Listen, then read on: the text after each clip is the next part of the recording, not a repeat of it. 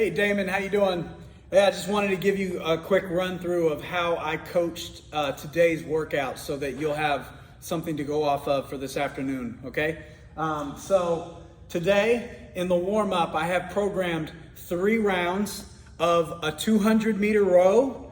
Then with a light kettlebell, we're gonna do 7 kettlebell goblet squats. So just gobble it up, squatting down all the way past parallel, standing the weight back up. We're doing 7 of those, and then 7 kettlebell deadlifts. So just taking the kettlebell and doing a deadlift, reaching down, back straight, standing the weight up, okay?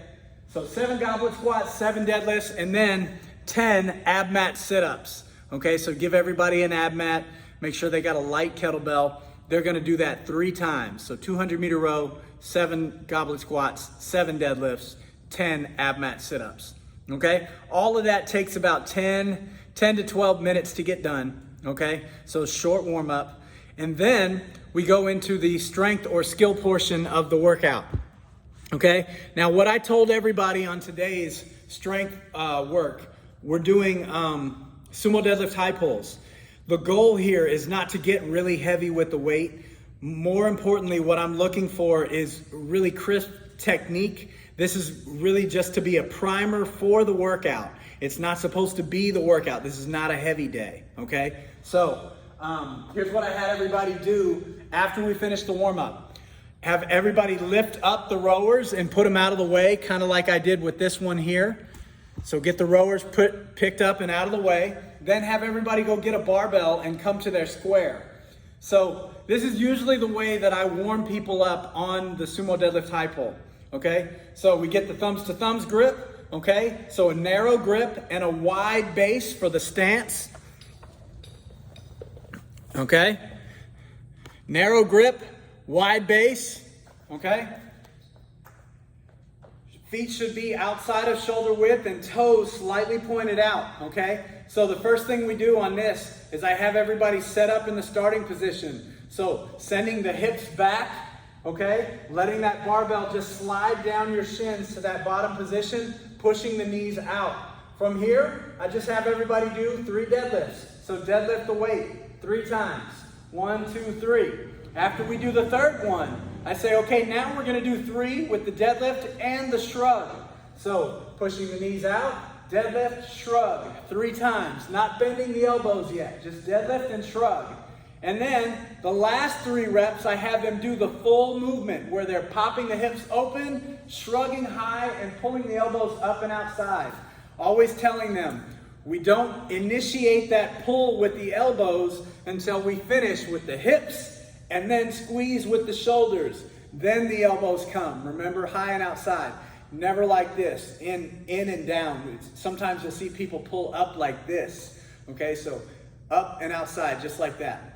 All right, so after you get them through a few reps of those sumo deadlift high pulls with the barbell, you give them about 10 to 15 minutes on the clock to work through 5 sets of 5 reps. Remember, the weight should not get really heavy on this. All we're trying to do is prime up the movement. So I told everybody I'm more interested in seeing that transfer of momentum from the hips into the bar. And if it's done right, that bar just kind of flies naturally right on up into that movement. So it's core movement to extremity, okay? So 5 by 5. They finish that in about 10 minutes. That's all it takes to get done. Once they're done with that, clear off the barbells, put all the weight away, okay? And then the last thing we do before the workout is I go over the 4 kettlebell movements in the workout, okay? So 2 of them are really easy. Everybody's already familiar with the kettlebell swing, okay? Nice and easy, just keeping that torso upright, popping the hips, okay? Trying to keep people avoiding reaching down like this and letting that chest cave down. We want to keep the chest tall, popping the hips through. Okay, so that's the first round. The second round is goblet squats, just like we did in the warm-up. Elbows nice and high, squatting down past parallel, standing the weight back up. Okay? Now, the last 2 movements are the ones that I want to spend a little bit of time with the athletes going over them before the workout. So the first one is the kettlebell snatch. If people have never done this before, sometimes you'll have athletes that have never done this before. They'll swing that weight over and it'll smack them on the forearm coming down. So here's what I try and use to teach people how to avoid that from happening. It's called the little punch out technique. So when you pull the kettlebell high like a lawnmower, okay, and that elbow is up nice and high, you want to think about punching it forward and then finishing up overhead. And here's what will happen. When you do it right and you pull it up and through, the kettlebell just nicely sits on the forearm before it goes up overhead. So what we don't want to do is let people come up and let that kettlebell slap down on their forearm. Okay, so you do that with a little punch through here and then up overhead. So it's here, punch, right through. Switch arms, up, punch. Okay, so I had everybody practice a few of those. If they were still struggling and they couldn't get rid of that smack, okay, just have them get a dumbbell and do dumbbell snatches, okay? The dumbbell gets rid of all of that. So it's the same movement. You just don't have to worry about the kettlebell smacking you on your forearm. Okay, and then finally, the last movement is the Turkish get-up. Here's how I teach this movement, okay? I do it with no weight at all, okay? So here's how I try and treat this. Lay flat on the ground. We start with the right arm. So you point your fist right up at the ceiling and pull your right foot close to your leg. Your left arm should be out to the side. So what we're trying to do here is one movement at a time. So just have everybody practice this together. We go from here to a crunch up to the elbow. Everybody does the crunch to the elbow. Then they come up onto their palm and they sit up tall, okay? From here, here's where things start to get tricky. You want them to bridge the hips up and then pull the knee underneath their supportive base. So we're trying to keep a straight line here. Then it's just sit up tall and stand with the weight still up overhead, okay? Then we come down in reverse order.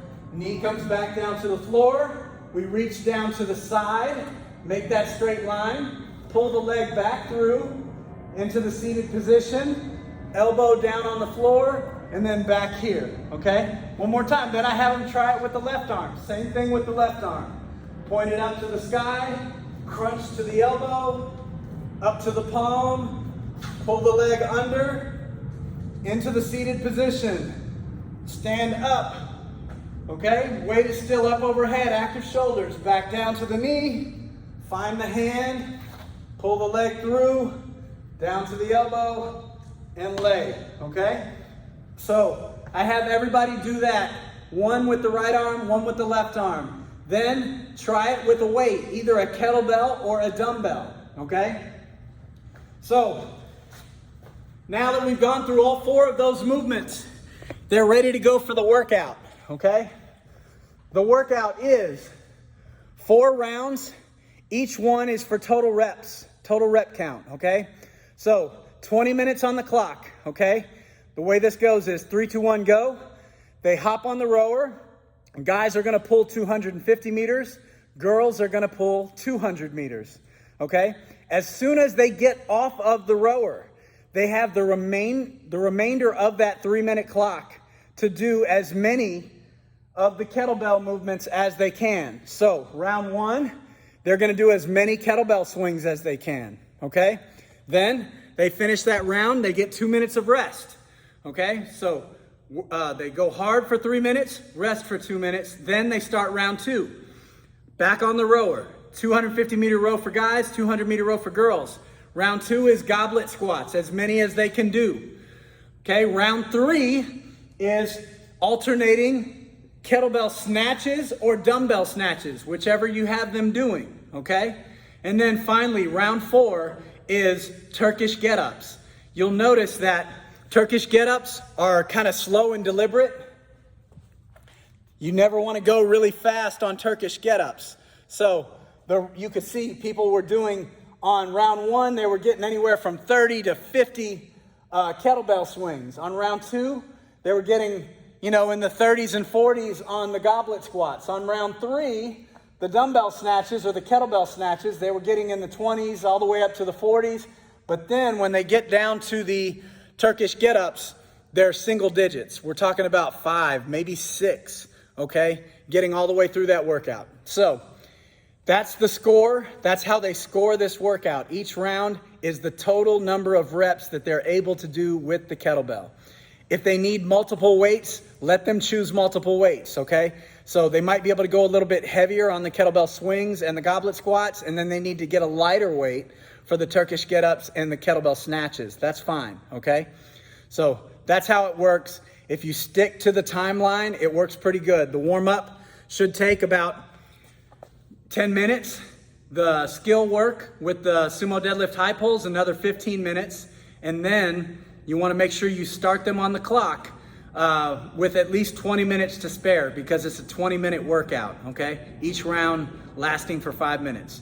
Hey, if you have any questions, feel free to give me a call. Hopefully I didn't make this too complicated. Have fun coaching it this afternoon, and thanks a lot. We'll see you.